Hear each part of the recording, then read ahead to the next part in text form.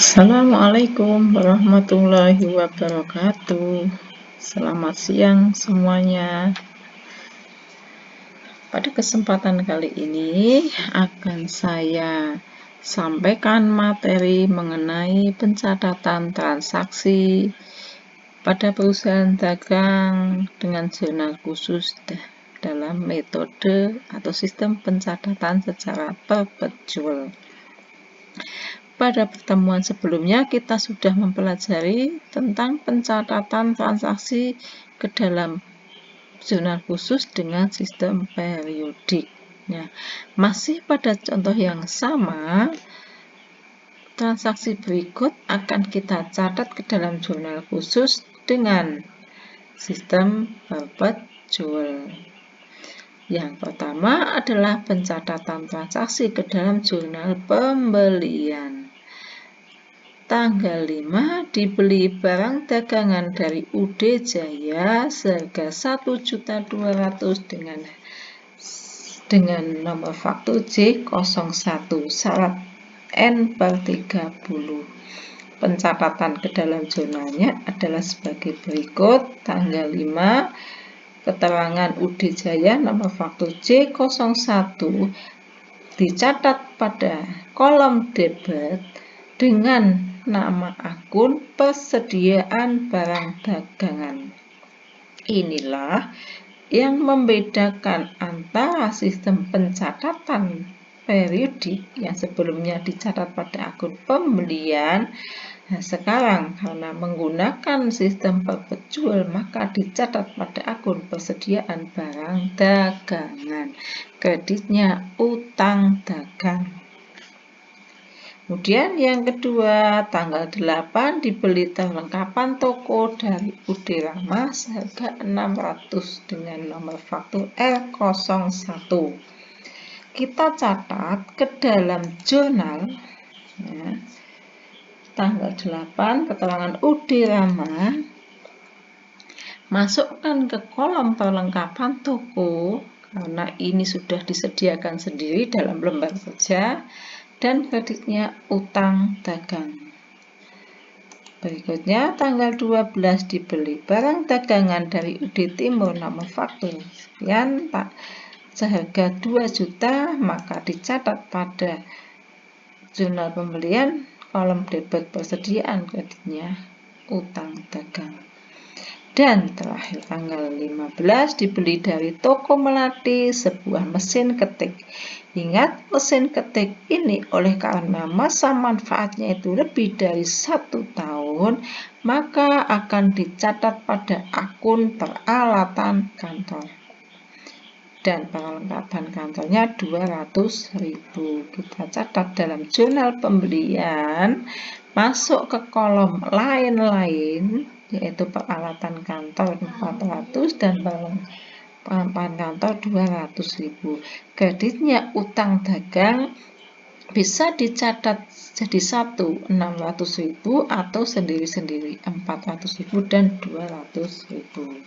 Jumlah total untuk kolom persediaan 3.200.000, kolom perlengkapan toko 600, kolom lain-lain 600.000 dan kolom hutang dagang 4.400.000. Setelah dijumlah, kolom debitnya 4.400.000 dan kolom kreditnya 4.400.000 sehingga sudah balance. Kemudian lanjut transaksi yang kedua itu adalah pencatatan ke dalam jurnal penjualan.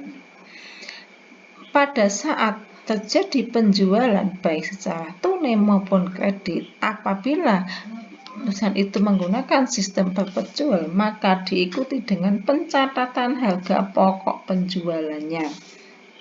Nah, sekarang yang menjadi pertanyaan, dari manakah jumlah harga pokok penjualan itu?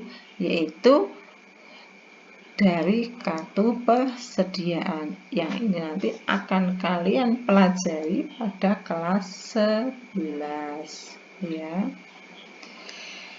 Nah, tanggal 6 ini dijual kepada toko bintang barang dagangan 3.200.000 dengan nomor faktur M001 syarat 4/10 N/30. Harga pokok penjualannya 2 juta. kita catat ke dalam jurnal penjualan. Toko Bintang masuk ke kolom piutang dagang itu sebesar harga jualnya yaitu 3.200.000 dan kolom kreditnya penjualan 3.200.000. Pencatatan HPP-nya masuk ke kolom debit HPP 2.700.000 dan kreditnya persediaan barang dagangan 2.700.000. Kemudian tanggal 10 dijual barang dagangan kepada toko Citra dengan nomor faktur M002 seharga 2.400.000, biaya angkutnya 150.000, harga pokok penjualannya 2 juta. Kita catat ke dalam jurnal penjualan tanggal 10 masuk ke kolom piutang dagang 2.550.000 itu asalnya dari harga jual 2.400.000 dan biaya angkut penjualannya 150. Nah, untuk HPP-nya dicatat pada kolom harga pokok penjualan dan akun lain-lain, kolom lain-lain yaitu akun persediaan barang dagangan 2 juta. Begitu seterusnya untuk transaksi tanggal 19 dan 27. Kemudian kita lanjut pada jurnal pengeluaran kas di sini untuk mencatat berkurangnya uang kas yang mungkin terjadi akibat adanya pembelian secara tunai, kemudian pembayaran beban-beban, pembayaran utang. Sebagai contoh tanggal 1 dikeluarkan cek nomor C085 untuk membayar gaji karyawan sebesar 2.800.000. Kita catat dalam jurnal pengeluaran kasnya tanggal 1 keterangannya gaji karyawan. Karena di sini tidak disediakan kolom tersendiri, maka masukkan ke kolom lain-lain akun biaya gaji karyawan 2.800.000, kreditnya kas 2.800.000. Kemudian yang kedua tanggal 5 dikeluarkan cek nomor sekian untuk membeli barang dagangan seharga 1.200.000. Kita masukkan ke dalam jurnal pengeluaran kas tanggal 5 beli barang dagangan. Masukkan ke kolom persediaan 1.200.000 dan kas 1.200.000. Kemudian mengapa masuk ke kolom persediaan barang dagangan? Karena ini adalah pembelian barang dagangan. Kemudian yang ketiga, tanggal 20 itu dibayar kepada UD Timur dengan nomor faktur T01 sebesar 2 juta. Dikurangi dengan potongan pembelian 2 juta, dibayar dengan cek nomor sekian. Masukkan dalam pencatatannya, tanggal 20 UD Timur masuk kolom utang. Kolom utangnya adalah sebesar 2 juta. Kemudian ke kolom potongan pembelian 440.000 dan kasnya kredit 1.960.000. Gitu ya. Dan seterusnya untuk transaksi yang sama.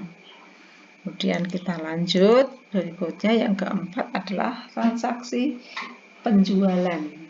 Transaksi penerimaan kas ini bisa berasal dari penjualan secara tunai, kemudian penerimaan piutang dan penerimaan penghasilan lainnya. Bagi contoh tanggal 4 itu dijual secara tunai barang dagangan seharga 2.300.000 dengan nomor bukti sekian, harga pokoknya 2 juta. Kita catat ke dalam jurnal penerimaan kas tanggal 4 itu keterangan penjualan, masuk ke kolom kas 2.300.000, kemudian HPP-nya 2 juta, kreditnya persediaan barang dagangan 2 juta dan kolom penjualannya 2.300.000. Jadi ini diikuti pencatatan HPP-nya. Kalau mencatat HPP, debit HPP, kredit persediaan. Kemudian transaksi berikutnya tanggal 8 diterima penghasilan bunga sebesar 300.000. Lihat, Tanggal 8 keterangan penghasilan bunga masuk ke kas dan kolom lain kreditnya. Apa? Pendapatan bunga. Kemudian tanggal 11 yaitu dicatat penjualan secara tunai sebesar 3.700.000 dan HPP-nya 3.200.000. Pencatatannya 11 penjualan tunai masuk ke kas dan persedia dan akun kreditnya persediaan barang dagangan dan penjualan untuk mencatat harga jualnya. Sedangkan HPP-nya dicatat di kolom debit harga pokok penjualan kreditnya harganya persediaan barang dagangan 3.200.000. Kemudian tanggal 15 itu adalah penerimaan piutang dari toko bintang seharga 3.200.000 kurangi potongan 4%. Kita catat dalam jurnal tanggal 15 toko bintang, masukkan ke kas itu sejumlah yang diterima berapa tadi tanggal 18 itu yaitu tanggal 15 itu yaitu yang diterima 3.200.000.